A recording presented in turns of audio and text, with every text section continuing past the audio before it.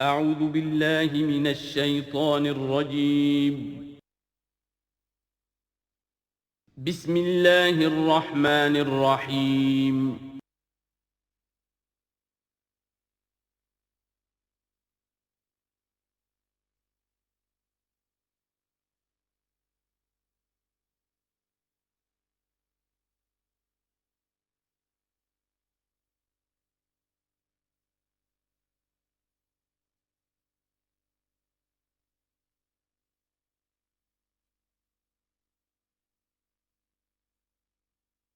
اعوذ باللہ من الشیطان الرجیم بسم اللہ الرحمن الرحیم الطلاق مرتان فامساک بمعروف او تسریح باحسان صدق اللہ العظیم۔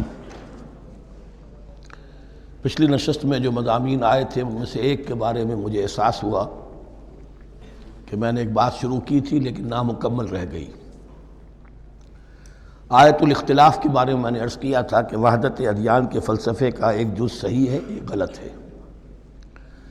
صحیح جز کی وضاحت تو ہو گئی کہ یہ تمام جتنے بھی دنیا میں مذاہب ہیں اور دین ہیں یہ سب اسی دین حق سے نکلی ہوئی شاخیں ہیں۔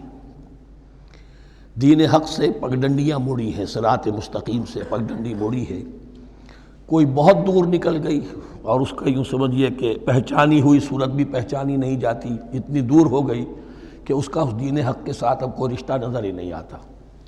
کچھ اتنے دور نہیں ہوئے، قدرے قریب رہے، لیکن سب کی بنیاد ایک ہے۔ ظاہر بات ہے کہ حضرت آدم کی نسل سے بات شروع ہوئی ہے، حضرت آدم کی اولاد ایک ہی امت تھی۔ یہ تفرقے جو بھی ہوئے بعد میں ہوئے ہیں۔ تو وحدت ادیان اس اعتبار سے صحیح ہے کہ دنیا میں تمام ادیان، تمام نظام، تمام مذاہب جو ہیں وہ در حقیقت ایک ہی دین حق کی بگڑی ہوئی شکلیں ہیں، بدلی ہوئی شکلیں ہیں، لیکن اسی سے نکلی ہوئی شاخیں ہیں جنہوں نے شکلیں اپنی بدل لی ہیں۔ غلط حصہ یہ کہ اب جو یہ سب کچھ موجود ہے ان کو ایک کہنا یہ جہالت ہے۔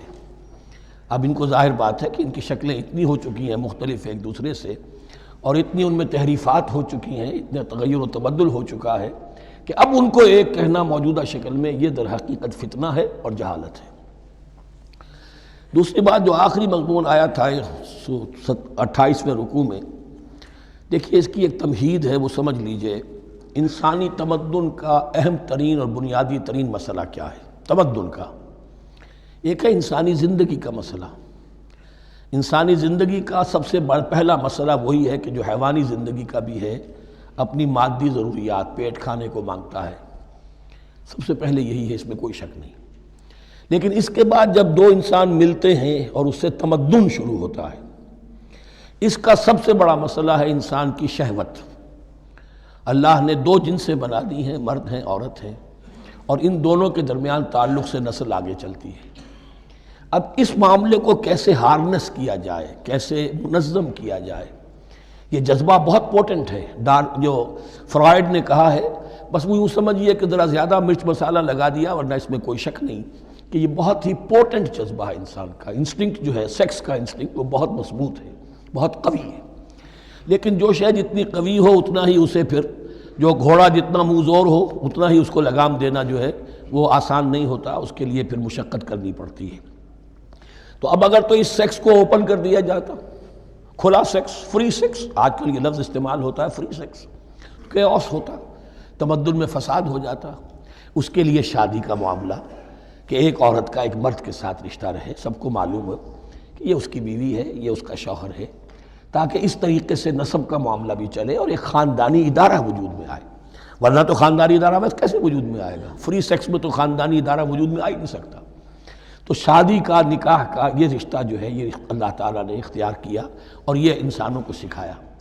اب اس میں مرد اور عورت کیا بالکل برابر ہیں؟ اس سے بڑی حماقت کوئی نہیں، اس لیے کہ کسی بھی ادارے کے دو برابر کے سربراہ نہیں ہو سکتے۔ اتنی موٹی بات ہے کہ اگر آپ کسی ایک محکمے کے دو ڈائریکٹر بنا دیں، بات غلط ہو جائے گی، خراب ہو جائے گی۔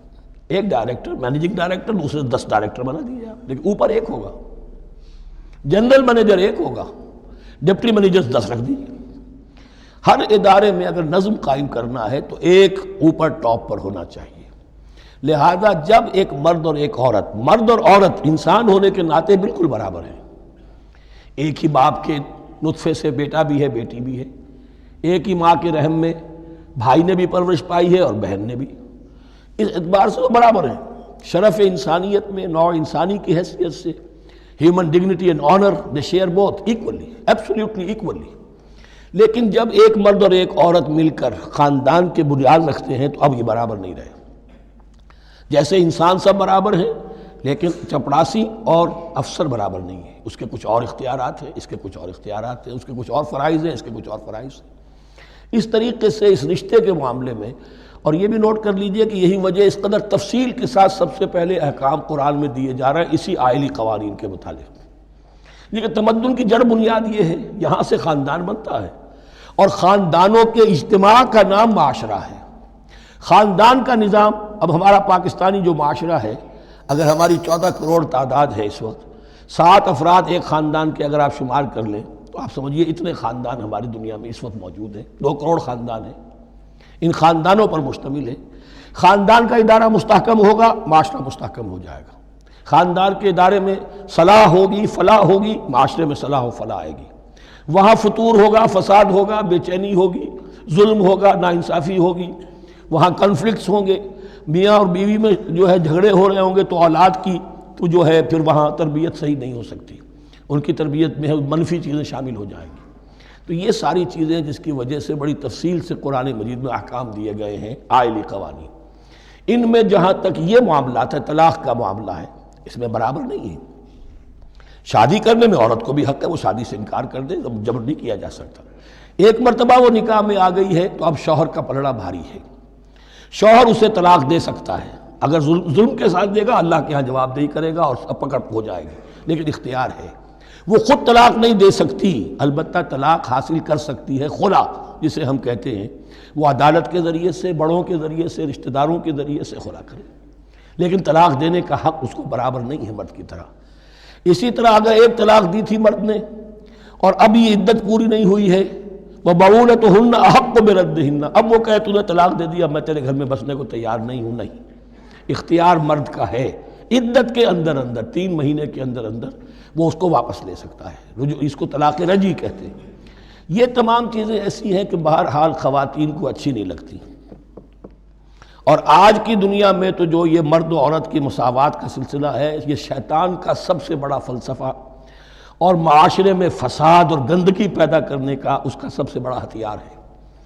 اور اب جو کچھ رہی صحیح اقدار ہماری ایشیا کے ممالک جو ہیں، زیادہ تر مسلمان ممالک ہیں، ان میں خاندانی نظام کی جو بچی کھچی شکل رہ گئی ہے اس کو برباد کرنے کے لیے یہ قاہرہ کانفرنس اور بیجنگ کانفرنس، اس ایشیا کا گھیراؤ دونوں طرف سے، مشرق سے اور مغرب سے، کہ عورت کو آزاد کرو، عورت کو اٹھاؤ، ایمینسیپیشن کے نام پر، آزادی کے نام پر، اور مرد و عورت کی مساوات کے نام پر، تاکہ خاندانی نظام ٹوٹ کر رہ جائے، جیسے کہ ان کے ہاں ٹوٹ چکا ہے خاندانی نظام نے۔ یہ کلنٹن صاحب نے کہا تھا اپنے سال 9 کے میسج میں کہ عنقریب ہماری قوم، امریکن نیشن، بہت جلد اس کی اکثریت حرام زادوں پر مشتمل ہوگی، born out of wedlock, وہ کسی شادی کے نکاح کے نتیجے میں کوئی وجود میں نہیں آئے ہیں، زنا کے نتیجے میں وجود آئی بھی قوم ہوگی۔ 1 پیرنٹ فیملی رہ گئی ہے، ماں ہی باپ ہے اور وہی ماں ہے، اور وہ دونوں وہ جانتے ہی نہیں۔ اب وہاں بڑی ایک مہم اٹھ رہی ہے کہ ہر انسان کا حق ہے کہ اسے معلوم ہو کہ میرا باپ کون ہے۔ وہاں تو بہت سے لوگ پتہ ہی باپ کون ہے میرا، کیا پتہ۔ یہ تباہی ہے جو اس معاشرے پر آ چکی ہے، اور ہمارے ہاں بھی لوگ اسی معاشرے کی نقالی پر چل رہے ہیں۔ اور یہ نظریہ مساوات مرد و زن جو ہے، یہ بہت ہی یوں سمجھیے کہ تابناک اور بہت اچھے الفاظ کے ساتھ سامنے آ رہا ہے۔ البتہ اس کا دوسرا رخ بھی ہے، اسلام نے عورت کو جو حقوق دیے ہیں بدقسمتی سے ہم مسلمانوں نے وہ بھی ان کو نہیں دیے۔ اس کی وجہ یہ ہے کہ ہمارے اوپر ہمارا ہانٹ کر رہا ہے ہمارا ہندوانہ پس منظر۔ ہندوؤں کے معاشرے میں عورت کی کوئی حیثیت نہیں، نہ اس کی وراثت کا حق ہے، نہ وہ بیوہ ہو جائے تو جینے کا حق تھا اس کو، وہ تو پھر ستی ہو جانا چاہیے اس کے لیے تو زندگی کا حق بھی نہیں ہے، وراثت تو بہت دور کی بات رہی، کوئی پراپرٹی کا کوئی سوال نہیں، کسی طرح کی کوئی حیثیت نہیں، کوئی لیگل اینٹیٹی نہیں۔ لیکن ہم مسلمان تو ہو گئے، ہمارے آباء و اجداد، تربیت ہوئی نہیں، لہذا ہمارے اوپر وہی تصورات ہیں، عورت کو جو ہے پاؤں کی جوتی کی طرح سمجھنا۔ یہ جو کچھ ہم کر رہے ہیں ان کے جائز حقوق بھی انہیں نہیں دیتے، اس کے نتیجے میں ہم جو مغرب کا ہم پر حملہ ہے اس کو مؤثر کرنے میں گویا ہم مدد دے رہے ہیں۔ اگر ہم اپنی خواتین کو وہ حقوق نہیں دیں گے، اگر ان کے لیے جو اللہ نے جو مقرر کیا ہے وہ انہیں نہیں دیا جائے گا، تو ظاہر بات ہے کہ رد عمل میں پھر جو یہ نعرے ہیں اور بڑے خوشنما جو دعوت اٹھتی ہے وہ لازماً انہیں کھینچ کر لے جائے گی۔ تو اس طرف بھی خیال رکھیے، اور ہمارے ہاں دیندار گھرانوں میں خاص طور پر یہ بات ہوتی ہے، اس کو سمجھنا چاہیے کہ عورتوں کے کیا حقوق ہیں، ان کی دلجوئی کتنی کرنی چاہیے۔ حضور نے کیا فرمایا ہے؟ تم میں سے بہترین لوگ وہ جو اپنے گھر والوں کے لیے اچھے ہوں، بہترین لوگ وہ ہیں ان کے حقوق کا لحاظ ہو، ان کے ساتھ سلوک ہو، ان کی دلجوئی ہو، ان کے احساسات کا بھی پاس کیا جائے۔ البتہ جہاں شریعت کا اور دین کا معاملہ آ جائے، نتھنگ ڈوئنگ، سیدھی سیدھی بات، یہ تلوار کی طرح آپ ننگے ہو جائیں اس وقت کہ یہ معاملہ دین کا ہے، اس میں تمہاری کوئی رعایت نہیں کر سکتا۔ ہاں میرے معاملات کے اندر جو بھی تم چاہو میں نرمی کروں گا، یہ ہو سکتا ہے۔ بس اس کو ذہن میں رکھیے، یہ کڑوی گولی ہے۔ وَلَهُنَّ مِثْلُ الَّذِي عَلَيْهِنَّ بِالْمَعْرُوفِ وَلِلرِّجَالِ عَلَيْهِنَّ دَرَجَةٌ۔ اب درمیان کے الفاظ کو تو جدید جو ہمارے ہیں دانشور وہ لے لیتے ہیں، اوپر کا نہیں دیکھتے کہ بَعُولَتُهُنَّ أَحَقُّ بِرَدِّهِنَّ، برابری کہاں رہی؟ شادی کرتے ہوئے برابری ہے، عورت کہہ سکتی میں شادی نہیں کرتی، شادی نہیں ہوگی، اس وقت برابری ہے، دونوں کی رضامندی سے شادی ہوگی، یہ برابری ہے۔ لیکن جب ایک مرتبہ بیوی بن گئی اب برابر نہیں ہے۔ اب یہ فلسفہ جا کر پوری طرح بیان ہوگا سورہ نساء میں، اور الرجال قوامون علی النساء، یہ بات پھر وہاں آئے گی۔ اس کی تمہید ہے یہ کہ یہ کڑوی گولی ذرا خواتین کے حلق سے اترنی شروع ہو جائے۔ وَبَعُولَتُهُنَّ أَحَقُّ بِرَدِّهِنَّ، اور اسی طریقے سے وَلِلرِّجَالِ عَلَيْهِنَّ دَرَجَةٌ۔ البتہ اللہ نے جو ذمہ داریاں عورت کے حوالے کی ہیں، جس طرح کے اس کے فرائض ہیں ویسے ہی اس کے حقوق بھی ہیں، یہ ہے جو بات کہی جا رہی لَهُنَّ مِثْلُ الَّذِي عَلَيْهِنَّ بِالْمَعْرُوفِ۔ اور یہ دنیا کا وہ اصول ہے کہ responsibilities and privileges they go together۔ کہیں آپ کا اگر ذمہ داری زیادہ تو حقوق اور اختیارات بھی زیادہ ہوں گے۔ ذمہ داری بہت ڈال دی، حقوق و اختیارات اتنے ہیں نہیں، آپ ذمہ داری ادا نہیں کر سکتے۔ جہاں ذمہ داری کم ہوگی وہاں حقوق و اختیارات بھی کم ہوں گے، یہ دونوں چیزیں پروپورشنیٹ چلتی ہیں۔ اب چلیے آگے، مجھے اندیشہ ہے کہ میں نے خاصا وقت اس میں لگا دیا۔ الطلاق مرتان، طلاق دو مرتبہ ہے، یعنی ایک شوہر کو دو مرتبہ طلاق دے کر اور رجوع کر لینے کا حق ہے۔ ایک دفعہ طلاق دی اور عدت کے اندر رجوع کر لیا، ٹھیک ہے، پھر طلاق دی اور عدت کے اندر رجوع کر لیا، ٹھیک ہے، تیسری مرتبہ طلاق دی اب رجوع نہیں کر سکتا۔ الطلاق مرتان، دو مرتبہ ہو سکتا ہے۔ فَإِمْسَاكٌ بِمَعْرُوفٍ أَوْ تَسْرِيحٌ بِإِحْسَانٍ، اب اس کے بعد فیصلہ کرو، یا تو روکو اس کو اپنے گھر میں تو وہ بھی نیکی کے ساتھ، بھلائی کے ساتھ، تنگ کرنے کے لیے نہیں، پریشان کرنے کے لیے نہیں، اور تسریح بِإِحْسَان، یا رخصت کر دینا ہے اچھے بھلے طریقے سے، بھلے مانسوں کی طرح، خوبصورتی کے ساتھ۔ روکو تو بھلائی کے لیے، اور اگر رخصت کرنا ہے تو خوبصورت انداز میں۔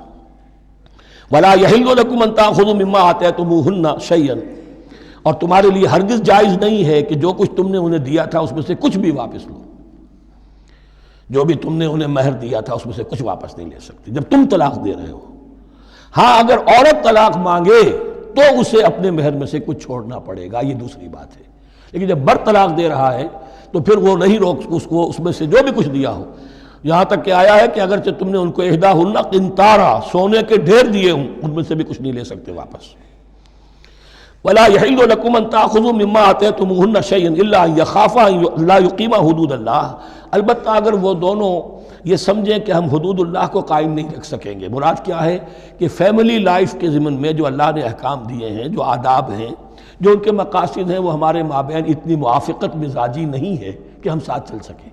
ایک عورت اگر یہ محسوس کرتی ہے فَإِنْ خِفْتُمْ أَلَّا يُقِيمَا حُدُودَ اللَّهِ فَلَا جُنَاحَ عَلَيْهِمَا فِيمَا افْتَدَتْ بِهِ، پھر اگر اس کا یہ خیال ہے کہ یہ نہیں رکھ سکیں گے تو پھر کوئی حرج نہیں ہے ان دونوں پر کہ جو کچھ دے دلا کر عورت فدیے میں اپنے آپ کو چھڑا لے، یعنی کہہ کہ ٹھیک ہے تم نے مجھے 10 لاکھ مہر دیا تھا، میں 5 لاکھ تمہیں واپس کرتی ہوں، یا تم نے 10 لاکھ کا میرا مہر رکھا تھا، میں خلا مانگ رہی ہوں، میں صرف 5 لاکھ کا تم سے تقاضا کرتی ہوں، اسے اپنے مہر میں سے کچھ چھوڑنا ہوگا، یہ فدیہ ہے۔ تلک حدود اللہ فلا تعتدوها، یہ اللہ کے حدود ہیں، ان سے تجاوز مت کرو۔ دیکھیے روزے وغیرہ کے ضمن میں فلا تقربوها، اور یہاں فلا تعتدوها، اس لیے کہ یہاں بڑے دھڑلے سے آدمی جو ہے وہ ان حدود کو پامال کر جاتے ہیں، قانون یہی رہ جاتا ہے، روح اس کی ختم ہو جاتی ہے۔ وَمَن يَتَعَدَّ حُدُودَ اللَّهِ فَأُولَٰئِكَ هُمُ الظَّالِمُونَ، اور جو اللہ کے حدود سے تجاوز کرتے ہیں وہی ظالم لوگ ہیں۔ فَإِن طَلَّقَهَا، اب اگر تیسری مرتبہ طلاق دے دی، الطلاق مرتان تو ہو چکا نا، اس کے بارے میں سارے احکام آ گئے، لیکن اب اگر دے دی مراد ہے تیسری مرتبہ، فَإِن طَلَّقَهَا فَلَا تَحِلُّ لَهُ مِن بَعْدِ حَتَّى تَنكِحَ زَوْجًا غَيْرَهُ، تو اب وہ اس کے لیے جائز نہیں ہوگی جب تک کہ وہ عورت کسی اور شوہر سے شادی نہ کرے۔ اس کو حلالہ کہتے ہیں، لیکن یہ حلالہ کروانا یا کرنا اور کسی کے ساتھ یہ معاہدہ کرنا تم شادی کر لو پھر طلاق دے دینا، اس پر لعنت فرمائی ہے، حضور نے لعنت فرمائی ہے۔ اور ہمارے ہاں علم میں آتی ہے، یہ بات سننے میں آتی ہے کہ بہت سے علماء نے اس کو دھندا بنا رکھا ہے۔ حلالہ مولوی مشہور ہیں مختلف شہروں کے اندر۔ فَإِن طَلَّقَهَا فَلَا تَحِلُّ لَهُ مِن بَعْدُ حَتَّى تَنكِحَ زَوْجًا غَيْرَهُ فَإِن طَلَّقَهَا، پھر اگر وہ بھی دوسری شادی کی دوسری جگہ پر، اس عورت نے اس شوہر سے بھی نہیں بنی، اس نے بھی طلاق دے دی، فَلَا جُنَاحَ عَلَيْهِمَا أَن يَتَرَاجَعَا، تو اب کوئی گناہ نہیں ہوگا ان دونوں پر کہ وہ رجوع کر لیں، پہلے سابق شوہر سے شادی کر لیں۔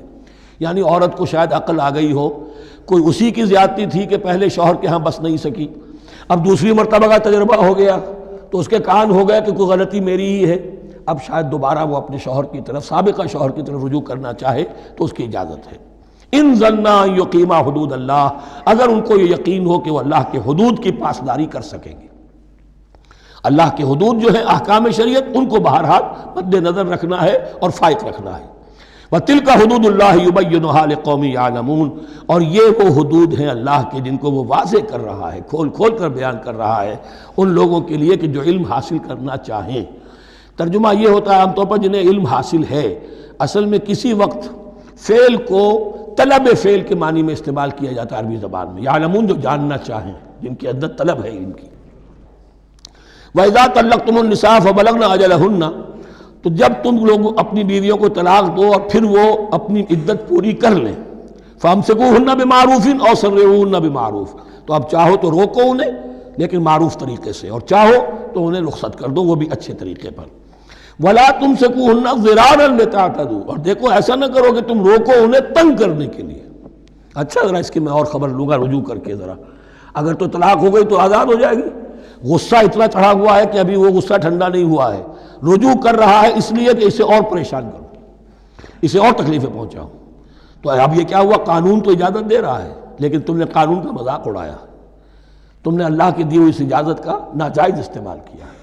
ہاں اگر بسانے کا واقعی ارادہ ہو گیا ہے تو ضرور تم رجوع کر لو، رجوع کا حق تمہیں ہے، لیکن اگر یہ نہیں ہے، پریشان کرنا ہے، فَلَا تُمْسِكُوهُنَّ وَلَا تُمْسِكُوهُنَّ ضِرَارًا لِتَعْتَدُوا، ضدم زدہ ان پر زیادتی کرنے کے لیے، ستانے کے لیے۔ وَمَنْ يَفْعَلْ ذَلِكَ فَقَدْ ظَلَمَ نَفْسَهُ، اور جو کوئی بھی یہ کام کرے گا اس نے اپنی جان پر ظلم ڈھایا۔ وَلَا تَتَّخِذُوا آیَاتِ اللَّهِ هُزُوًا، اور دیکھو اللہ کی آیات کو مذاق اور کھیل نہ بنا لو، ٹھٹھا نہ بنا لو۔ یہ اچھی طرح جان لیجئے، لا از لا and there can be law which has no flaw. Flawless law is impossible. اس لیے تقوی، اللہ کا خوف ہر جگہ پر بار بار، ورنہ تم اللہ کی شریعت کا تماشا بنا دو گے، ٹھٹھا بنا دو گے۔ وَلَا تَتَّخِذُوا آیَاتِ اللَّهِ هُزُوًا وَاذْكُرُوا نِعْمَتَ اللَّهِ عَلَيْكُمْ، اور یاد کرو، ذکر کرو، شعور کرو اللہ کے انعامات کا جو تم پر ہوئے ہیں۔ وَمَا أَنزَلَ عَلَيْكُمْ مِنَ الْكِتَابِ وَالْحِكْمَةِ، اور جو اس نے نازل فرما دی ہے تم پر اپنی کتاب، اپنی شریعت اور حکمت، یعظکم بہ، اس کے ذریعے سے تمہیں نصیحت کر رہا ہے، سیدھا راستہ بتا رہا ہے۔ واتقوا اللہ، اللہ کا تقوی اختیار کرو۔ وَاعْلَمُوا أَنَّ اللَّهَ بِكُلِّ شَيْءٍ عَلِيمٌ، اور جان لو کہ اللہ تعالیٰ کو ہر چیز کا حقیقی علم حاصل ہے۔ وَإِذَا طَلَّقْتُمُ النِّسَاءَ فَبَلَغْنَ أَجَلَهُنَّ فَلَا تَعْضُلُوهُنَّ أَن يَنكِحْنَ أَزْوَاجَهُنَّ إِذَا تَرَاضَوْا بَيْنَهُم بِالْمَعْرُوفِ، اور جب تم اپنی عورتوں کو طلاق دے دو پھر وہ اپنی عدت پوری کر لیں تو مت آڑے آؤ اس میں کہ وہ عورتیں پھر نکاح کر لیں اپنے سابق ازواج سے، اذا تراضوا بینہم بالمعروف، جبکہ وہ آپس میں رضامند ہو جائیں بھلے طریقے پر۔ یعنی اگر طلاق مغلظ نہیں ہے، دیکھیے ایک طلاق ہوتی ہے بائن، پہلی طلاق دوسری طلاق، یہ جب تک عدت ختم نہیں ہوئی طلاق رجعی کہلاتی ہے، اس کے دوران شوہر کو رجوع کرنے کا حق ہے۔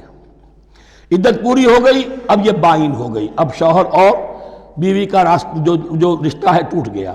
اب اگر نکاح ہوگا تو دوبارہ ہوگا، اس میں عورت کی مرضی کو دخل ہے۔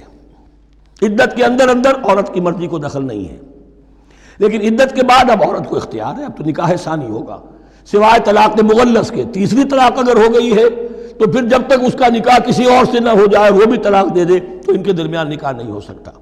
گویا کہ یہ دو طلاقوں کے بعد اگر پھر یہ لوگ جب کہ طلاق بائن ہو چکی ہو، وہی عورت وہی مرد پھر نکاح کرنا چاہیں تو اب تم آڑے مت آؤ۔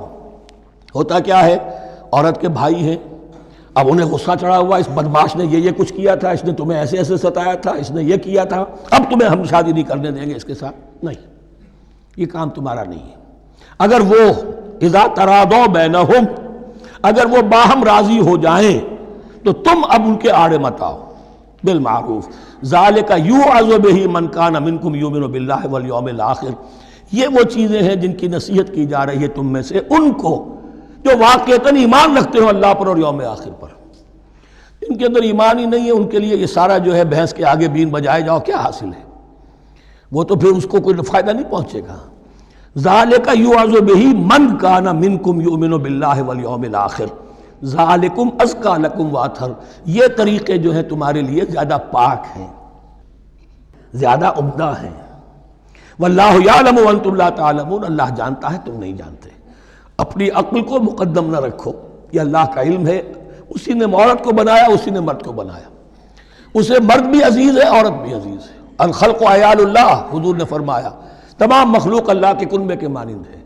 اللہ کو تو اپنا ہر انسان مرد ہو یا عورت ہو محبوب ہے، پسندیدہ ہے، اس کی تخلیق ہے، اس کا شاہکار ہے، لیکن یہ کہ وہ جانتا ہے کہ عورت کے کیا حقوق ہونے چاہیے، مرد کے کیا ہونے چاہیے۔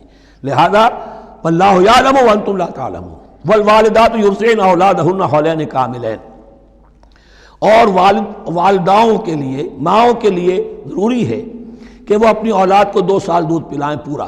یہ خاص طور پر یہاں تذکرہ ہو رہا ہے جب طلاق کا مسئلہ ہو۔ اب طلاق ہو گئی، شوہر تو علیحدہ ہو گیا، شوہر کہتا ہے بھائی میرا بچہ تو میرا ہے، قانوناً تو اولاد شوہر کی ہوتی ہے، لیکن تم اسے دودھ پلاؤ، تو 2 سال تک وہ عورت انکار نہیں کر سکتی، دودھ پلائے گی۔ لمن اراد ان یتم الرضاعہ، جو شخص چاہے کہ یہ رضاعت پوری کروائے اپنی سابقہ مطلقہ بیوی سے۔ وعلی المولود لہ رزقہن وکسوتہن بالمعروف، لیکن اس عرصے کے لیے جس کی وہ اولاد ہے یعنی شوہر جو سابق ہے، اس کے ذمے ہے اس کا رزق اور اس کا لباس، جسے ہم نان نفقہ کہتے ہیں۔ 2 سال اگر اس نے دودھ پلانا ہے، اس ماں نے، مطلقہ ماں نے اپنے طلاق دینے والے شوہر کے بیٹے کو یا بیٹی کو، تو اب اس عرصے کے دوران اس کا نان نفقہ اس کے ذمے ہے، باپ کے ذمے ہے، بالمعروف، بڑے طریقے سے۔ یعنی یہ کہ ایسا نہ ہو کہ ہے تو کروڑ پتی لیکن اب وہ اس کو بیوی کو مطلقہ کو وہ دینا چاہے نان نفقہ اپنی خادماؤں کی طرح کا، نہیں، وہ ہونا چاہیے معروف طریقے پر۔ لا تکلف نفس الا وسعها، کسی پر ذمہ داری نہیں ڈالی جاتی مگر اس کی وسعت کے مطابق۔ لا تضار والدۃ بولدہا، نہ تو تکلیف پہنچائی جائے والدہ کو اپنے بچے کی وجہ سے، ولا مولود لہ بولدہ، نہ جس کا وہ اولاد ہے، جس کا وہ بیٹا یا بیٹی ہے یعنی باپ، نہ اس کو تکلیف پہنچائی جائے۔ کوئی لا ضرر ولا ضرار، حضور کی حدیث ہے، دونوں کے ساتھ منصفانہ سلوک کیا جائے۔ وعلی الوارث مثل ذلک، اب فرض کیجئے وہ شخص جو تھا طلاق دینے والا وہ تو مر گیا، تو وارث کے ذمے، اس کا جو وارث ہے اس کے ذمے نان نفقہ رہے گا، اس کے اپنے مرحوم والد کی اگر اولاد اس کی کسی مطلقہ بیوی کے پاس ہے 2 سال تک دودھ پلانے کے لیے۔ فَإِنْ أَرَادَا فِصَالًا، اب یہ بھی ہو سکتا ہے کہ وہ دونوں جو ہیں کہے کہ سب میں تو دودھ نہیں پلاتی، یا یہ کہ وہ شوہر چاہے ان تراض منہما، دونوں راضی ہو جائیں کہ میں دودھ نہیں پلواتی، آپ دودھ چھڑوا دیجئے، وتشاور، آپس میں رضامندی اور مشورت سے، فلا جناح علیہما، اس میں بھی کوئی حرج نہیں۔ اگر دودھ چھڑوانا چاہیں، وہ کسی اور سے دودھ پلوانا چاہتے ہیں، کوئی دایا رکھ لی ہے اس سے دودھ پلوانا چاہتا ہے، ٹھیک ہے، لیکن ہونا چاہیے جبر نہ ہو، ماں پر جبر نہ ہو۔ ان تراض منہما، دونوں کی رضامندی سے، وتشاور، اور مشورے سے، فلا جناح علیہما، تو پھر ان دونوں پر کوئی حرج نہیں ہے۔ وَإِنْ أَرَدْتُمْ أَن تَسْتَرْضِعُوا أَوْلَادَكُمْ فَلَا جُنَاحَ عَلَيْكُمْ، اگر تم چاہو کسی اور سے اب دودھ پلوانا، رضاعت کروانا، تو اس میں بھی کوئی حرج نہیں۔ فَلَا جُنَاحَ عَلَيْكُمْ إِذَا سَلَّمْتُمْ مَا آتَيْتُمْ بِالْمَعْرُوفِ، جبکہ ان کی ماں، اس کی ماں کو تم دے چکو جو کچھ کہ تم نے طے کیا تھا معروف اور بھلے طریقے پر۔ واتقوا اللہ، اور اللہ کا تقوی اختیار کرو، وَاعْلَمُوا أَنَّ اللَّهَ بِمَا تَعْمَلُونَ بَصِيرٌ، اور جان لو کہ جو کچھ تم کر رہے ہو اللہ اسے دیکھ رہا ہے۔ وَالَّذِينَ يُتَوَفَّوْنَ مِنْكُمْ وَيَذَرُونَ أَزْوَاجًا، اور وہ کہ جو تم میں سے وفات پا جائیں اور وہ چھوڑ جائیں بیویاں، یتربصن بانفسہن، اب یہ عدت جو تھی، ایک تھی طلاق کی عدت، وہ 3 ماہواریاں آ جانا، 3 مہینے اندازن، اور ایک ہے جو فوت ہو گیا، اور بیوہ کی عدت کیا ہے۔ والذین یتوفون، جو تم میں سے وفات دے دیے جائیں، منکم تم میں سے، ویذرون ازواجا، پیچھے بیویاں چھوڑ گئے ہوں، یتربصن بانفسہن 4 اشہر وعشرا، وہ روکے رکھیں اپنے نفسوں کو 4 مہینے اور 10 دن، 4 مہینے 10 دن تک ایک جو بیوہ عورت ہے وہ کوئی اور نکاح نہیں کر سکتی، 4 مہینے 10 دن۔ فَإِذَا بَلَغْنَ أَجَلَهُنَّ، اور جب وہ اپنی اس مدت تک پہنچ جائیں، یعنی پوری ہو گئی مدت عدت کی، فَلَا جُنَاحَ عَلَيْكُمْ فِي مَا فَعَلْنَ فِي أَنفُسِهِنَّ، تو اب تم پر کوئی گناہ نہیں ہے اس معاملے میں جو وہ اپنے بارے میں کریں۔ اب وہ آزاد ہے، نکاح کر سکتی ہیں۔ اب تم روکنا چاہو، ہماری ناک کٹ جائے گی، یہ بیوہ بیٹھ نہیں سکی، اس سے رہا نہیں گیا، نہیں، غلط بات، تمہارا کوئی اختیار نہیں۔ لا جناح علیکم فیما فعلن فی انفسہن بالمعروف، کریں نیک طریقے سے، بھلے طریقے سے، شریعت کے مطابق، قواعد شریعت کے مطابق، تو تمہارا اختیار نہیں ہے کہ روکو۔ واللہ بما تعملون خبیر، اور جو کچھ تم کر رہے ہو اللہ اس سے باخبر ہے۔ ولا جناح علیکم فیما عرضتم بہ من خطبۃ النساء واکننتم فی انفسکم، اب یہ انہی بیواؤں کا ذکر ہو رہا ہے، تم پر کوئی حرج نہیں ہے کہ جو تم اشارے میں کوئی بات و پیغام دینا چاہو کسی بیوہ کو، اشارے کنائے میں، لیکن یہ کہ اس میں عدت کے دوران نکاح تو نہیں ہو سکتا، اشارے کنائے میں یہ کچھ بات کہی جا سکتی ہے کہ مجھے دلچسپی ہے، شاید میں کوئی بھی طریقہ اختیار کیا جائے۔ او اکننتم فی انفسکم، یا اپنے دلوں میں چھپائے رکھو، تو اللہ کو کوئی اعتراض نہیں۔ اس میں یہ کہ ظاہر بات ہے کہ ایک آدمی علم اللہ انکم ستذکرونہن، اللہ کے علم میں ہے تمہیں ان کا خیال تو آئے گا ہی، آخر یہ عورت تھی، بیوہ ہو گئی ہے، اب میں اس سے شادی کر سکتا ہوں، آپ کو رغبت ہے اس کی طرف نکاح کی، تو اب کوئی آدمی سوچے میرے دل میں خیال آ رہا ہے بیوہ کے بارے میں، میں تو گناہ گار ہو گیا، میرا دل گناہ گار ہو گیا، نہیں، یہ قانون فطرت ہے۔ علم اللہ انکم ستذکرونہن، اللہ کے علم میں ہے ان کا خیال تو تمہیں آئے گا ہی۔ ولیکن لا تواعدوہن سرا، لیکن ایسا نہ کرو کہ ان سے معاہدہ کر لو خفیہ خفیہ، طے ہو جائے، بات پکی ہو جائے، سرا الا ان تقولوا قولا معروفا، سوائے اس کے کہ کوئی معروف بات کہہ دی جائے جس سے انہیں اشارہ مل جائے، بس۔ ولا تعزموا عقدۃ النکاح حتی یبلغ الکتاب اجلہ، اور مت باندھو گراہ نکاح کی جب تک کہ قانون شریعت اپنی مدت پوری نہ کر لے، یعنی عدت جب تک پوری نہ ہو جائے۔ اب یہاں دیکھیے حتی یبلغ الکتاب، کتاب سے مراد شریعت، قانون شریعت، کتاب سے مراد یہاں کیا ہے کہ جو بھی قانون آ چکا ہے کتاب کے اندر، 4 مہینے 10 دن کے بعد نکاح اس سے پہلے نہیں ہوگا۔ وَاعْلَمُوا أَنَّ اللَّهَ يَعْلَمُ مَا فِي أَنفُسِكُمْ فَاحْذَرُوهُ، اور جان لو کہ اللہ خوب جانتا ہے جو تمہارے دلوں میں ہے، پس اس سے ڈرو، اس کی پکڑ سے بچو۔ وَاعْلَمُوا أَنَّ اللَّهَ غَفُورٌ حَلِيمٌ، اور یہ بھی جان لو اللہ غفور بھی ہے، بخشنے والا بھی ہے، کوئی خطا ہو گئی ہے استغفار کرو، توبہ کرو، اللہ معاف فرمائے گا۔ اور حلیم ہے، وہ فوراً نہیں پکڑتا بلکہ ڈھیل دیتا ہے، مہلت دیتا ہے، اگر چاہو تو تم توبہ کر لو۔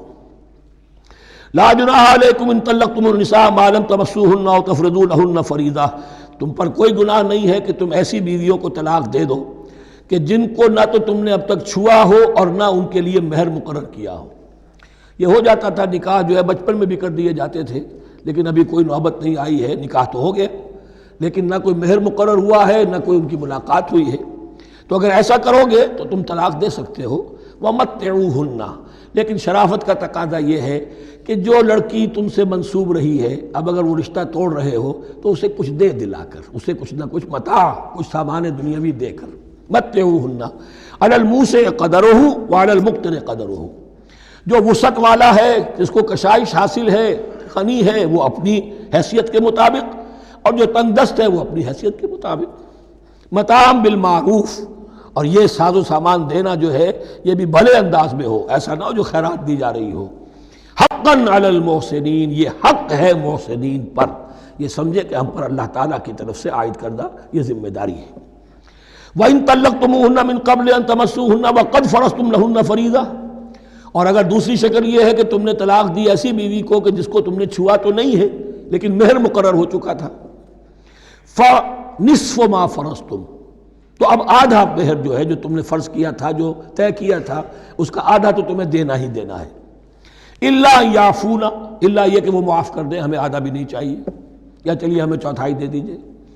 او یعفو الذی بیدہ عقدۃ النکاح، یا وہ اس کے اندر جو ہے سخاوت سے کام لے کہ جس کے ہاتھ میں نکاح کی گرہ ہے، گرہ تو مرد کے ہاتھ میں ہے، وہ کھول سکتا ہے، عورت طلاق دے نہیں سکتی، لہذا کیوں نہ ایسا کرو کہ تم پورا ہی مہر دے دو۔ فرمایا وَأَن تَعْفُوا، اگر تم درگزر کرو اور زیادہ دو، اقرب للتقوی، یہ تقوی سے قریب تر ہے۔ وَلَا تَنْسَبُوا الْفَضْلَ بَيْنَكُمْ، اپنے مابین احسان کرنا مت بھولو، اور اپنے مابین جو فضیلت اللہ نے تمہیں دی ہے عورتوں پر اس کو مت بھولو۔ تمہارا پھر ایٹیچیوڈ بھی ایسا ہونا چاہیے کہ تم اپنے بڑے ہونے کے حساب سے ان کے ساتھ نرمی کرو، ان کو زیادہ دو، ان کو جتنا بھی مہر مقرر کیا تھا اس سے بھی زیادہ دے دلا کے رخصت کرو۔ قانون میں تو صرف مہر ہوگا، البتہ قانون یہی ہے کہ اگر انہیں چھوا نہیں ہے، مقاربت نہیں ہوئی ہے، لیکن یہ کہ مہر مقرر ہو چکا تھا تو آدھا مہر تو لازماً دینا ہے۔ آدھا بھی یہ چھوڑ سکتی ہے عورت، لیکن تمہارے لیے بہتر ہے کہ تم پورا دو یا اور زیادہ دو۔ ان اللہ بما تعملون بصیر، یقیناً جو کچھ تم کر رہے ہو اللہ دیکھ رہا ہے۔ حافظوا علی الصلوات والصلاۃ الوسطیٰ، محافظت کرو پوری طرح، چوکس ہو کر، چوکنے ہو کر تمام نمازوں کی، اور خاص طور پر صلاۃ وسطیٰ کی۔ یعنی بار بار جو آ رہا ہے جان لو اللہ جانتا ہے، جان لو اللہ دیکھ رہا ہے، جو کچھ تم کر رہے ہو اللہ کی نگاہ میں ہے، جو کچھ تم کر رہے ہو اللہ باخبر ہے، یہ سارا کچھ جو ہے یہ اللہ کی یاد ذہن میں برقرار رکھنے کے لیے تمہیں نماز دی گئی ہے۔ 5 وقتہ تم حاضر ہو، دنیا کے کاروبار سے نکلو اور آ کر پھر عہد اللہ سے اپنا جو ہے، یہ جو حفیظ کا ایک شعر ہے، آؤ سجدے میں گرے لوح جبیں تازہ کریں، سرکشی نے کر دیے دھندلے نقوش بندگی، آؤ سجدے میں گرے لوح جبیں تازہ کریں۔ یہاں پر جو ہمارا بندگی کا نقش تھا سرکشی کی وجہ سے وہ دھندلے ہو گئے ہیں۔ سرکشی نے کر دیے دھندلے نقوش بندگی، آؤ سجدے میں گرے لوح جبیں تازہ کریں، کہ پھر اس پر اللہ تعالیٰ کے ساتھ جو عہد کیا ہے ایاک نعبد و ایاک نستعین اسے پھر تازہ کریں۔ حافظوا علی الصلوات والصلاۃ الوسطیٰ، صلاۃ وسطیٰ کے بارے میں بہت سے اقوال ہیں، لیکن عام طور پر اس سے مراد عصر کی نماز لی گئی ہے۔ دن میں 2 نمازیں اس سے پہلے ہیں، فجر ہے، ظہر ہے، 2 پھر بعد میں ہیں، مغرب ہے، عشاء ہے۔ وقوموا للہ قانتین، اور کھڑے ہوا کرو اللہ کے سامنے پورے ادب کے ساتھ، یعنی ایک تو رکوع ہے جس میں جھکنا ہے، سجدہ ہے جھکنے کی انتہا ہے، قیام بھی قنوت کے ساتھ ہو، معلوم ہو کہ ایک بندہ اپنے آقا کے سامنے کھڑا ہے، اس کے کھڑے ہونے کے انداز میں بھی معلوم ہو کہ تواضع ہے، عجز ہے۔ فَإِنْ خِفْتُمْ فَرِجَالًا أَوْ رُكْبَانًا، اور اگر تم خوف کی حالت میں ہو تو چاہے پیادہ چلتے ہوئے، سفر کرتے ہوئے، دشمن پیچھا کر رہا ہے، آپ کہیں جا رہے ہیں تو چاہے اب رکیں گے نماز پڑھیں گے تو وہ تعاقب میں قریب آ جائے گا، تو رجالن چلتے ہوئے، یا کہیں جلدی جانا ہے اور وہاں پر ابھی فوری طور پر حملہ کرنا ہے تو اس میں یہ ہے کہ جنگ کی حالت میں یہ رعایتیں ہیں، چلتے ہوئے اور رکبانہ یا سوار ہونے کی حالت میں بھی نماز پڑھی جا سکتی ہے۔ فَإِذَا أَمِنْتُمْ، لیکن پھر جب امن میں ہو جاؤ، فَاذْكُرُوا اللَّهَ كَمَا عَلَّمَكُمْ، پھر اللہ کو یاد کرو جیسے کہ تمہیں اس نے سکھایا ہے۔ کس نے سکھایا ہے؟ محمد الرسول اللہ نے۔ صلو کما رأیتمونی اصلی، نماز پڑھو جیسے کہ تم مجھے دیکھتے ہو میں نماز پڑھتا ہوں۔ وہ ہے اللہ کا سکھایا ہوا، اس لیے کہ یہ بھی ثابت ہے روایات سے کہ حضرت جبرائیل نے آ کر حضور کو نماز پڑھائی ہے، 2 دن پڑھائی ہے۔ ایک دن 5 نمازیں اول وقت میں پڑھائیں، دوسرے دن 5 نمازیں آخری وقت میں پڑھائیں، اور بتا دیا کہ ان نمازوں کا وقت ان اوقات کے دوران ہے۔ تو معلم جو ہے حضور کے نماز کے معاملے میں حضرت جبرائیل ہے، اور اب حضور جو ہے پوری امت کے لیے معلم ہے۔ فَإِذَا أَمِنْتُمْ فَاذْكُرُوا اللَّهَ كَمَا عَلَّمَكُمْ مَا لَمْ تَكُونُوا تَعْلَمُونَ، جو تم نہیں جانتے تھے اللہ نے تمہیں سکھایا ہے۔ وَالَّذِينَ يُتَوَفَّوْنَ مِنْكُمْ وَيَذَرُونَ أَزْوَاجًا، اور پھر دوبارہ لوٹ کر معاملہ آ رہا ہے بیواؤں کا، اور جو لوگ تم میں سے وفات دے دیے جائیں اور وہ چھوڑ جائیں پیچھے بیویاں، وصیۃ لازواجہم متاعا الی الحول غیر اخراج، تو ان کی بیویوں کے لیے وصیت لازماً، اپنی بیویوں کے لیے وصیت لازماً کریں 1 سال تک کے لیے نان نفقے کی، اور بغیر اس کے کہ انہیں گھروں سے نکالا جائے۔ اب یوں سمجھیے اس کو، ایک شخص فوت ہوا، 4 بیویاں ہیں، ایک کے ہاں اولاد تھی، بیٹا تو اسی کا ہے، باقی 3 تو اس کی جو ہیں سوتیلی مائیں ہیں۔ ایک ماں کو تو وہ اپنی ماں سمجھ کر اس کی خدمت کرے گا، باقی 3 کو لائبلٹی سمجھے گا۔ تو فرمایا ایسا نہ ہو کہ فوراً نکال دو کہ جاؤ اپنا راستہ لو، جس سے تمہاری شادی تھی وہ گیا۔ 1 سال کے لیے انہیں گھر سے نہ نکالا جائے اور ان کا نان نفقہ دیا جائے۔ لیکن یہ بھی اصل میں تھا وصیت کا، جب یہ جو قانون آئے گا وراثت کا تو اس سے پہلے کے لیے، جیسے کہ والدین کے لیے کہا گیا تھا وصیت کرو، ایسے بیویوں کے لیے بھی کرو۔ جب ان کا حق آ گیا، اس لیے کہ شوہر مر گیا ہے تو بیوی کا حق ہے اس کی وراثت میں، بیوی مر گئی ہے شوہر کا حق ہے اس کی وراثت میں، تو وہ تو وراثت کے اندر حق معین ہو گیا، تو اب یہ وصیت کی ضرورت نہیں۔ اور اسی طرح 1 سال کا نفقہ نہیں ہے، اب نفقہ جو ہے وہ صرف عدت کے دوران کا ہے، جو ہم اس سے پہلے پڑھ چکے ہیں۔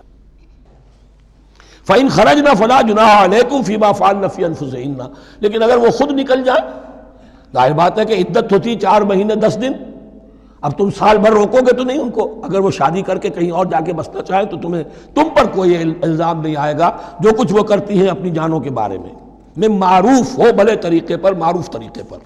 واللہ عزیز الحکیم، اور یقیناً اللہ تعالیٰ زبردست ہے، حکمت والا۔ وللمطلقات متاع بالمعروف، اسی طرح مطلقات کے لیے بھی ساز و سامان زندگی کی ضروریات ہے معروف طریقے پر، حقاً علی المتقین، لیکن یہ ہے عدت کے وقت تک کے لیے۔ اسی معاملے میں شاہ بانو کیس میں ایک جو فیصلہ دیا تھا، یہ کلکتہ ہائی کورٹ نے، اس پر پھر ہندوستان میں ایجیٹیشن ہوا۔ اس نے یہ فیصلہ دیا تھا کہ کوئی مسلمان اپنی بیوی کو طلاق دے دے تو اب وہ بیوی اگر تو دوسری شادی کر لے تب تو بات دوسری ہے، ورنہ جب تک زندہ رہے گی اس طلاق دینے والے پر اس کا نان نفقہ جو ہے رہے گا پوری زندگی تک۔ اس پر مسلمانوں نے کہا، بھارت کے مسلمانوں نے، یہ ہماری شریعت میں دخل اندازی ہے، شریعت نے صرف عدت تک کا حق رکھا ہے مطلقہ کے لیے، تم ساری زندگی کہاں سے لا رہے ہو؟ پھر وہ فساد ہوا، پھر بہت سے لوگوں نے جانیں دیں، پھر جو ہے ایجیٹیشن ہوا، لیکن پھر راجیو گاندھی کو گھٹنے ٹیکنے پڑے، اور پھر قانون بنا دیا گیا بھارت میں کہ کوئی عدالت ہندوستان کی including supreme court of India مسلمانوں کے آئلی قوانین میں دخل نہیں دے سکتی۔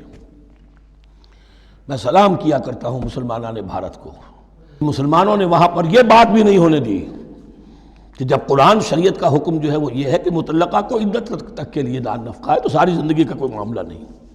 کذالک یبین اللہ لکم آیاتہ لعلکم تعقلون، اسی طرح اللہ تعالیٰ تمہارے لیے اپنی آیات کو واضح کر رہا ہے تاکہ تم عقل سے کام لو اور سمجھو۔ اب جو 2 رکوع اگلے آ رہے ہیں یہ بڑے اہم ہیں اس اعتبار سے کہ یہ تاریخ بنی اسرائیل کا غزوہ بدر ہے جس کا تذکرہ ہوگا۔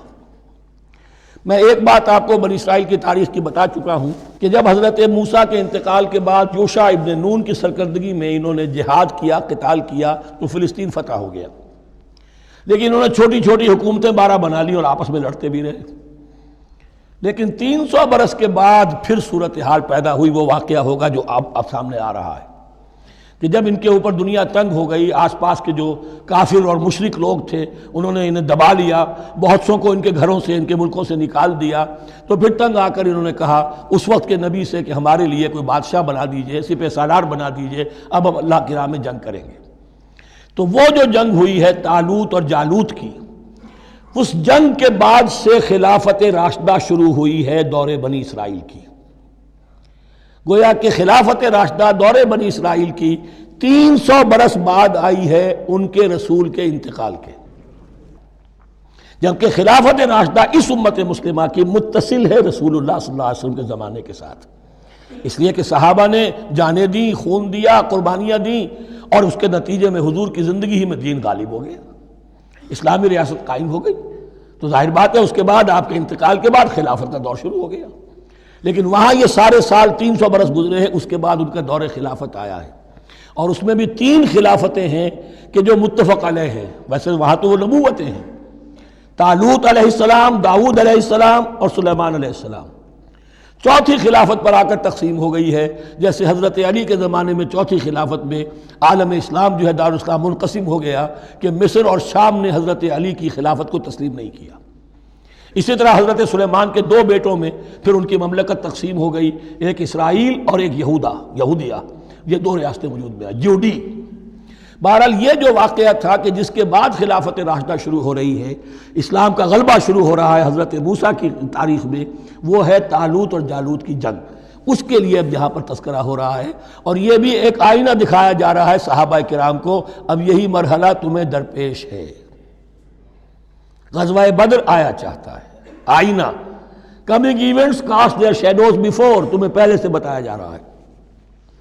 الم تر الی الذین خرجوا من دیارہم، کیا تم لوگوں نے غور نہیں کیا ان لوگوں کے حال پر کہ جو نکل گئے اپنے گھروں سے، وہم الوف، جبکہ وہ ہزاروں کی تعداد میں تھے، حذر الموت، موت سے ڈر کی وجہ سے، یعنی جب کفار اور مشرکین نے غلبہ کر لیا ان پر اور بہت سے ملکوں سے یہ بھاگے اپنے ملک چھوڑ کر، فقال لهم اللہ موتوا، تو اللہ نے ان سے کہا کہ مر جاؤ، ثم احیاہم، پھر انہیں زندہ کیا۔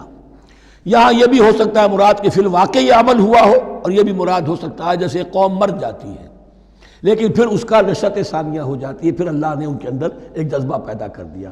یعنی یہاں پر مرنا اور احیاء جو ہے وہ معنوی ہو، روحانی ہو، اخلاقی ہو، وہ بالفعل جسدی نہ ہو، لیکن اللہ کے اختیار سے باہر نہیں، اس کی قدرت میں ہے، سب کو مار کر بھی دوبارہ جلا سکتا ہے۔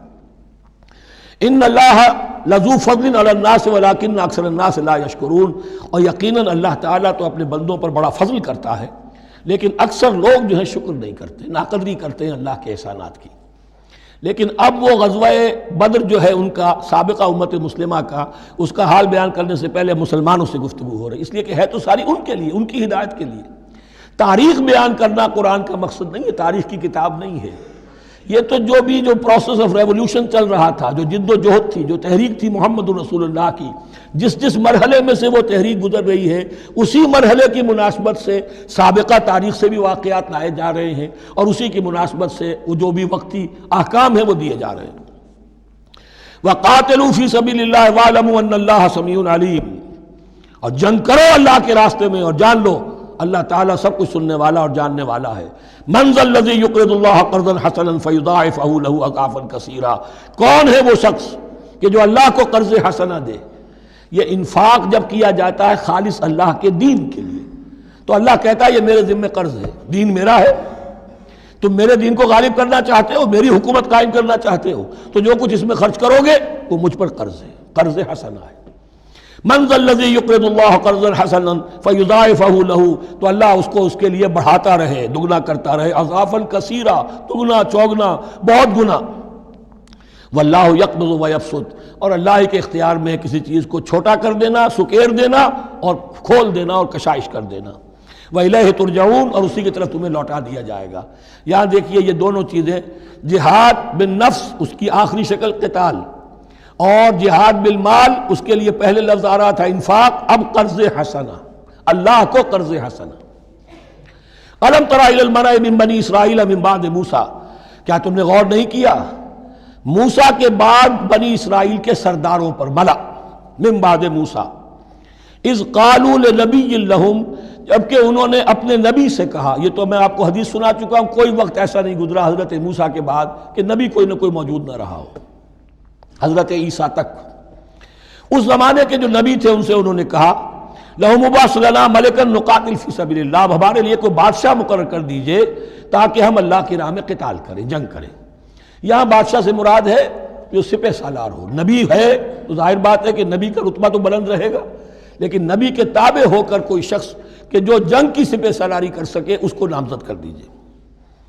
قال هل عصیتم ان کتب علیکم القتال الا تقاتلوا، جو نبی تھے یہ سیموئیل نبی تھے، سموئیل، یہ آپ اولڈ ٹیسٹمنٹ میں پڑھیں گے، سیموئیل نبی۔ انہوں نے کہا کہ اس کا بھی اندیشہ ہے کہ جب جنگ فرض کر دی جائے اللہ تقاتلوا، پھر تم جنگ نہ کرو، یعنی ابھی تو بڑے تمہارے دعوے ہیں، بہادری دکھا رہے ہو، بڑا جوش و خروش ہے، کہیں ایسا تو نہیں ہوگا کہ ادھر سے میں اللہ تعالیٰ سے اجازت بھی لوں جنگ کی اور تمہارے لیے کوئی سپہ سالار یا بادشاہ بھی بنا دوں اور پھر تم جنگ سے کنی کترا جاؤ۔ قالوا وما لنا الا نقاتل فی سبیل اللہ، ان کا کیسے ممکن ہے کہ ہم اللہ کی راہ میں قتال نہ کریں؟ وقد اخرجنا من دیارنا وابنائنا، جبکہ ہمیں نکال دیا گیا ہے ہمارے گھروں سے اور ملکوں سے اور اپنے بیٹوں سے، یعنی ان کی اولاد کو تو انہوں نے غلام بنا لیا، ان کی عورتوں کو بانیہ بنایا، اب یہ تو نکلے ہوئے ہیں اپنے ملکوں سے خوف سے بھاگے ہوئے۔ فلما کتب علیہم القتال، تو جب ان پر وہ جنگ فرض کر دی گئی، تولوا الا قلیلا منہم، تو پیٹھ پھیر گئے سب کے سب سوائے کچھ لوگوں کے۔ یہ گویا کہ تنبیہ کی جا رہی ہے، مسلمانوں تم بھی بہت کہتے رہے ہو کہ حضور ہمیں جنگ کی اجازت ملنی چاہیے، ہم کب تک یہ ظلم سہیں گے، لیکن ایسا نہ ہو دیکھو اب جب جنگ کا حکم آئے، اب پڑھ چکے ہم وہ آیت کتب علیکم القتال وہو کرہ لکم، اب اچھی نہیں لگ رہی جنگ، جان تو پیاری ہے، تو اب دکھا دیا گیا وہاں بھی یہ ہوا۔ واللہ علیم بالظالمین، اور اللہ ایسے ظالموں سے خوب باخبر ہے۔ وقال لهم نبیہم، اور ان سے کہا ان کے نبی نے، ان اللہ قد بعث لکم طالوت ملکا، تمہارے لیے اللہ تعالیٰ نے طالوت کو بادشاہ مقرر کیا ہے۔ ان کا نام تورات میں آیا ہے سول یا ساؤل، SAUL۔ اب یہ سمجھ میں نہیں آتا، ہو سکتا ہے کہ اصل نام ساؤل ہو، لیکن چونکہ وہ بہت قداور تھے، طول قداور، اس لیے ان کا ایک صفاتی نام ہو طالوت۔ قرآن مجید نے صفاتی نام لیا ہے کہ وہ بہت قداور تھے۔ قالوا انا یکون له الملک علینا، اب انہوں نے کہا کیسے ہو سکتا ہے کہ اسے بادشاہت ملے ہمارے اوپر، ونحن احق بالملک منہ، ہمیں زیادہ حق حاصل ہے اس کے مقابلے میں کہ ہمیں بادشاہی دی جائے۔ ولم یؤت سعۃ من المال، وہ تو مفلس ہے، اسے تو اللہ نے کوئی زیادہ دولت دی نہیں ہے، کیونکہ ان کے معیار تو یہی تھے، جو دولت مند ہے وہی صاحب عزت ہے۔ قال ان اللہ اصطفاہ علیکم، اب نبی نے کہا اب جو چاہو کہو، اللہ نے اس کو چن لیا ہے تم پر، یہ فیصلہ اب ہو چکا، اللہ کا فیصلہ ہے، ڈیوائن ججمنٹ ہے، ڈیوائن ڈیسیجن ہے، کین ناٹ بی ریووکڈ۔ وزادہ بسطۃ فی العلم والجسم، اور اسے کشادگی عطا کی ہے علم اور جسم دونوں چیزوں میں، قداور ہے، طاقتور ہے، اور اسی طریقے سے علم اور فہم دیا ہے۔ تم دولت دیکھتے ہو، اللہ نے چنا ہے ان دو چیزوں کی بنا پر، جسمانی طاقت، جسمانی قوت، اس دور میں ظاہر بات ہے اس کی بہت ضرورت تھی، اور دوسرے یہ کہ اسے علم دیا ہے، فہم دیا ہے، سمجھ دی ہے، دانش دی ہے۔ واللہ یؤتی ملکہ من یشاء، اور اللہ تعالیٰ جس کو چاہتا ہے اپنی بادشاہت دے دیتا ہے۔ واللہ واسع علیم، اللہ بہت سمائی والا ہے، واسع، اس کی وسعت جو ہے وہ اتھا ہے، اور علیم، اور سب کچھ واسع علیم، جاننے والا ہے، یعنی وہ جس کو جو کچھ دیتا ہے بربنائے علم دیتا ہے، کون اس کا مستحق ہے۔ وقال لهم نبيهم ان آیۃ ملکہ ان یاتیکم التابوت فیہ سکینۃ من ربکم وبقیۃ مما ترک آل موسیٰ وآل ہارون تحملہ الملائکہ، اور ان سے کہا ان کے نبی نے کہ طالوت کی بادشاہت کی ایک نشانی یہ ہوگی کہ وہ صندوق جو تمہارے سے جاتا رہا چھن چکا ہے، جس میں سکینہ ہے، تمہارے لیے تسکین کا سامان ہے تمہارے رب کی طرف سے، اور بقیت مما ترک آل موسیٰ و آل ہارون، اور کچھ تبرکات ہیں جو آل موسیٰ اور آل ہارون کے اس صندوق میں رکھے ہوئے ہیں، تحملہ الملائکہ، وہ ملائکہ کی تحویل میں ہے۔ اب ان کی بادشاہی کی علامت کے طور پر وہ صندوق تمہارے پاس واپس آ جائے گا۔ اصل میں یہ تابوت سکینہ جو ہے یہ ان کا ایک بڑا لکڑی کا صندوق ہے، اب بھی ہے، ان کا دعویٰ ہے کہ موجود ہے، اور مسجد اقصیٰ کے نیچے جو سرنگ ہے اس میں موجود ہے۔ بعض ذرائع سے فوٹو لے کر بھی انہوں نے ڈاکومنٹری فلم بھی ابھی دکھا دی ہے کہ موجود ہے۔ نبوکدنضر نے جب گرایا تھا 586 قبل مسیح میں، جو حضرت سلیمان کا بنایا ہوا ہیکل تھا، اس کے تہخانے میں وہ رہتا تھا، اور وہیں پر جو ربائی تھے وہاں موجود تھے، ربانیین، تو جب گرایا گیا ہے اس کو ہیکل کو تو اسی میں وہ دب گئے ہیں، لیکن وہ چاروں طرف سے جو بھی تہخانہ تھا بند ہو گیا ہوگا، اور وہاں پر ان کی لاشیں بھی ہیں اور تابوت سکینہ بھی ہے۔ لیکن ہوا یہ تھا کہ جب ان کے پڑوسی ملکوں نے انہیں شکستیں دی تو وہ تابوت سکینہ بھی چھین کر لے گئے۔ اب اس میں گویا کہ ان کے لیے بہت بڑی بات تھی کہ ان کے لیے کم سے کم ایک دل کی روحانی تسکین کا سامان تھا۔ ہمارے پاس حضرت موسیٰ کے تبرکات ہیں، عصائے موسیٰ اس میں ہے، رکھا ہوا ہے، اب بھی ہے۔ اسی طریقے سے اس میں وہ جو جن تختیوں پر تورات لکھی ہوئی دی گئی تھی حضرت موسیٰ کو، وہ موجود ہے، ان کے کہنے کے مطابق اب بھی ہے۔ تو اس طریقے سے ان کے لیے تسکین ہوتی تھی، جیسے کہ مسلمان کو خانہ کعبہ کو دیکھ کر تسکین ہوتی ہے، تو فرمایا اس میں تمہارے لیے سکینت بھی ہے اور تمہارے آل موسیٰ اور آل ہارون کے تبرکات بھی ہیں۔ تحملہ الملائکہ، اس وقت وہ ملائکہ کی تحویل میں ہوا یہ کہ جہاں وہ تابوت لے گئے ان کے دشمن، وہاں پلیگ آ گئی۔ انہوں نے سمجھا کوئی نحوست ہے اس کے اندر جس کی وجہ سے پلیگ آ گئی ہے، انہوں نے ایک چھکڑے کے اوپر اس کو رکھا اور بیلوں کو ہانک دیا، جاؤ جدھر جانا ہے۔ تو حضرت سموئیل نے ان سے کہا کہ طالوت کا اللہ کی طرف سے نامزد کیے جانا ایک علامت اس کی یہ ہوگی کہ وہ تمہاری تسکین کا سامان جو تم سے چھن گیا تھا ان کے عہد عمارت میں یا ان کے عہد ملوکیت میں تمہیں واپس مل جائے گا، اور وہ فرشتوں کی تحویل میں ہے۔ تو ایک روز وہ چھکڑا جو ہے وہ لیے ہوئے وہ تابوت ان کے ہاں پہنچ گیا۔ ان فی ذلک لآیۃ لکم ان کنتم مؤمنین، یقیناً اس میں تمہارے لیے نشانی ہے اگر تم ماننے والے ہو۔ فلما فصل طالوت بالجنود، اب جب حضرت طالوت اپنے لشکروں کو لے کر چلے، ان میں سے جو لوگ تو انکار کر گئے رہ گئے، جو لوگ چلے ساتھ ان کو لے کر چلے۔ قال ان اللہ مبتلیکم بنہر، انہوں نے فرمایا اپنے لشکر والوں سے اللہ تعالیٰ تمہاری ایک آزمائش کرے گا ایک نہر سے، دریا سے، یہی جو ہے جارڈن ریور جارڈن، اس کو کراس کر کے پھر حملہ کرنا تھا۔ فمن شرب منہ فلیس منی، جو اس میں سے پیٹ بھر کر پانی پیے گا وہ مجھ میں سے نہیں ہے۔ ومن لم یطعمہ فإنہ منی، جو اس میں سے پانی نہیں پیے گا وہ میرا ساتھی ہے۔ الا من اغترف غرفۃ بیدہ، سوائے اس کے کہ کوئی صرف اپنے چلو سے اور وہ کچھ وہ ایک گھونٹ لے لے۔ یہ اصل میں ہر کمانڈر کے لیے ضروری ہوتا ہے کہ کسی بھی بڑی جنگ سے پہلے اپنے ساتھیوں کا مورال دیکھے، ڈسپلن کی حالت دیکھے۔ تو جیسے حضور نے بھی غزوہ بدر سے قبل مشاورت کی تھی کہ مسلمانوں ایک لشکر آ رہا ہے جنوب سے کیل کانٹے سے لیس، اور ایک قافلہ آ رہا ہے شمال سے، اور اللہ نے ان دو میں سے ایک کا وعدہ کیا تمہیں ضرور ملے گا، بتاؤ کدھر چلیں۔ اندازہ ہو گیا کچھ لوگ جو کمزوری دکھا رہے تھے انہوں نے کہا چلیں جی پہلے قافلہ لوٹ لیں، اور جو لوگ تھے باہمت انہوں نے کہا جو حضور آپ کی ارادہ جو آپ کا منشا ہو۔ تو یہاں بھی انہوں نے اس سے ٹیسٹ کیا ہے کہ آیا وہ میرے حکم کی پابندی کرتے ہیں یا نہیں کرتے۔ فشربوا منہ، تو ان سب نے بہتوں نے پیا اس میں سے خوب جی بھر کر، الا قلیلا منہم، سوائے ان میں سے بہت کم تعداد میں۔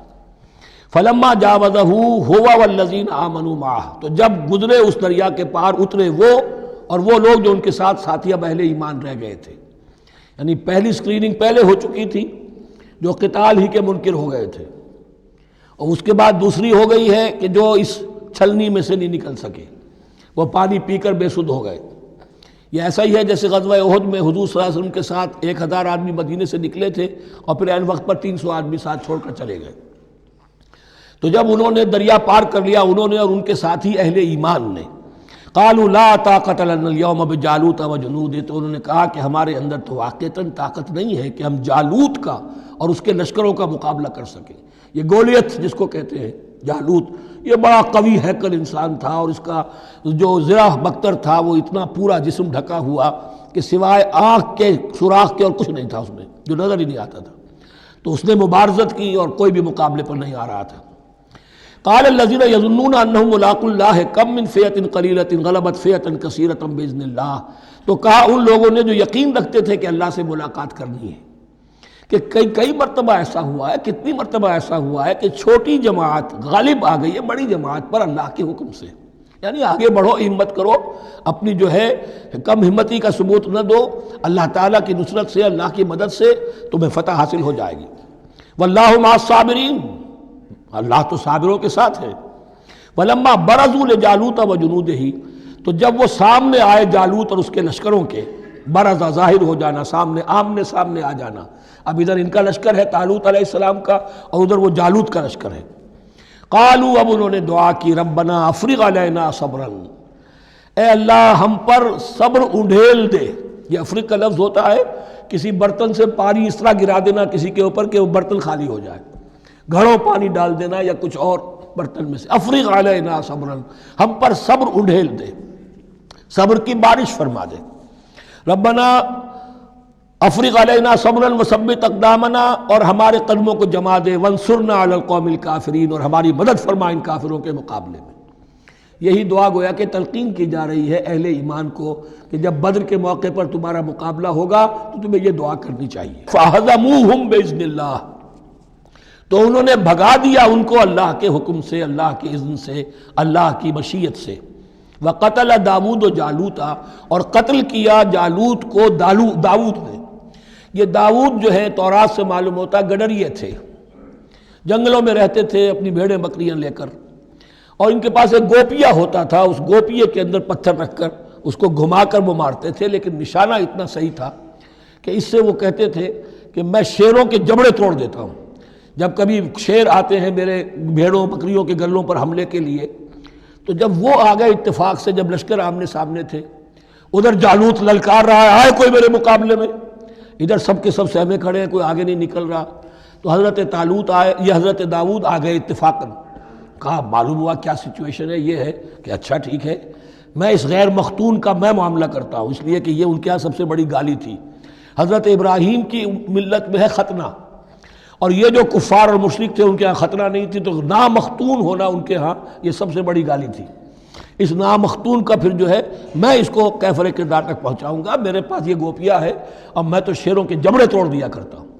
انہوں نے پھر وہ پتھر رکھ کر اور گھمایا ہے، اور سیدھا وہ آنکھ کے سوراخ سے اس کے بھیجے کے اندر اتر گیا، اور اس طریقے سے قتل داود و جالوتا، داود نے جالوت کو قتل کیا، اور اللہ تعالیٰ نے پھر ان کو جو مراتب عطا کیے، وَآتَاهُ اللَّهُ الْمُلْكَ وَالْحِكْمَةَ وَعَلَّمَهُ مِمَّا يَشَاءُ۔ ایک تو یہ کہ طالوت علیہ السلام نے اپنی بیٹی کا نکاح ان سے کر دیا، داماد ہو گئے، اور پھر انہی کو وارث بنایا، یہ بادشاہ ہوئے، اللہ نے ان کو ہی ملک دیا، حکومت دی، بادشاہت دی، اور دی نبوت میں دی، یہ دونوں اعتبارات سے ان کو اللہ تعالیٰ نے سرفراز فرمایا۔ وَعَلَّمَهُ مِمَّا يَشَاءُ، اور پھر اسے سکھایا جو کچھ کہ اللہ نے چاہا۔ وَلَوْلَا دَفْعُ اللَّهِ النَّاسَ بَعْضَهُمْ بِبَعْضٍ، اور اگر اس طریقے سے اللہ ایک گروہ کو دوسرے کے ذریعے سے دفع نہ کرتا رہے، زمین میں فساد ہوتا ہے تو اللہ تعالیٰ کو شکل ایسی پیدا کرتا ہے کہ کسی اور گروہ کو سامنے لا کر مفسدوں کا خاتمہ کرتا ہے۔ اگر ایسا نہ ہوتا، وَلَوْلَا دَفْعُ اللَّهِ النَّاسَ بَعْضَهُمْ بِبَعْضٍ لَفَسَدَتِ الْأَرْضُ، تو زمین میں فساد ہی فساد پھیل گیا ہوتا۔ اللہ تعالیٰ نے ان جنگوں کے ذریعے سے ہر بڑا فرعون جو آتا، ہر فرعون موسیٰ، اللہ تعالیٰ نے کوئی نہ کوئی اس کے لیے علاج تجویز کیا ہوا ہے۔ وَلَوْلَا دَفْعُ اللَّهِ النَّاسَ بَعْضَهُمْ بِبَعْضٍ لفسدت الارض ولکن اللہ ذو فضل علی العالمین، لیکن اللہ تعالیٰ تو تمام جہانوں پر بڑا فضل کرنے والا ہے۔ تلک آیات اللہ نتلوها علیک بالحق، یہ اللہ کی آیات ہیں جو ہم پڑھ کر آپ کو سنا رہے ہیں حق کے ساتھ۔ یہ قول گویا کہ حضرت جبرائیل کی طرف منسوب ہوگا، یہ اللہ کی آیات ہیں اے مسلمانوں، اے محمد صلی اللہ علیہ وسلم، جو ہم آپ کو سنا رہے ہیں حق کے ساتھ۔ وَإِنَّكَ لَمِنَ الْمُرْسَلِينَ، اور یقیناً اے محمد صلی اللہ علیہ وسلم آپ رسولوں میں سے ہیں۔ تِلْكَ الرُّسُلُ فَضَّلْنَا بَعْضَهُمْ عَلَى بَعْضٍ، ایک بہت اہم قانون بیان ہو رہا ہے، ان رسولوں میں سے ہم نے بعض کو بعض پر فضیلت دی ہے۔ یہ میں پہلے بیان کر چکا ہوں کل، تفریق بین الرسل کفر ہے، تفضیل یہ قرآن سے ثابت ہے، کوئی افضل ہے اور کوئی مفضول ہے، کسی کو کسی اعتبار سے فضیلت ہے، کسی کو کسی اور اعتبار سے فضیلت، جزوی فضیلت ہے مختلف لوگوں کی ہو سکتی ہے، کلی فضیلت تمام انبیاء اور رسول پر محمد الرسول اللہ کو حاصل ہے۔ تلک الرسل فضلنا بعضهم علی بعض منهم من کلم اللہ، ان میں سے وہ بھی تھے جن سے اللہ نے کلام فرمایا، حضرت موسیٰ علیہ السلام۔ ورفع بعضهم درجات، اور بعضوں کے اور کسی اعتبار سے درجات بڑھا دیے۔ وآتینا عیسیٰ ابن مریم، اور ہم نے عیسیٰ ابن مریم کو البینات بڑے کھلے معجزے دیے۔ وأیدناہ بروح القدس، اور ان کی مدد فرمائی حضرت جبرائیل کے ساتھ۔ وَلَوْ شَاءَ اللَّهُ مَا اقْتَتَلَ الَّذِينَ مِن بَعْدِهِمْ مِن بَعْدِ مَا جَاءَتْهُمُ الْبَيِّنَاتُ، لیکن اللہ چاہتا تو یہ آپس میں نہ لڑتے جھگڑتے، نہ یہودیوں کی آپس میں جنگیں ہوتی، نہ یہودیوں اور نصرانیوں کی ہوتی، نہ نصرانیوں کے فرقے ایک دوسرے سے لڑتے۔ وَلَوْ شَاءَ اللَّهُ مَا اقْتَتَلَ الَّذِينَ مِن بَعْدِهِمْ مِن بَعْدِ مَا جَاءَتْهُمُ الْبَيِّنَاتُ، اس کے بعد کہ ان کے پاس واضح تعلیمات آ چکی تھیں۔ وَلَٰكِنِ اخْتَلَفُوا، لیکن انہوں نے اختلاف کیا۔ فَمِنْهُمْ مَنْ آمَنَ وَمِنْهُمْ مَنْ كَفَرَ، ان میں وہ بھی ہیں جو ایمان لے آئیں گے اور ان میں وہ بھی ہیں جو کفر پر اڑ گئے ہیں۔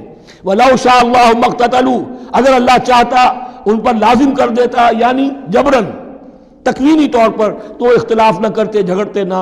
وَلَٰكِنَّ اللَّهَ يَفْعَلُ مَا يُرِيدُ، لیکن اللہ تو کرتا ہے جو چاہتا ہے۔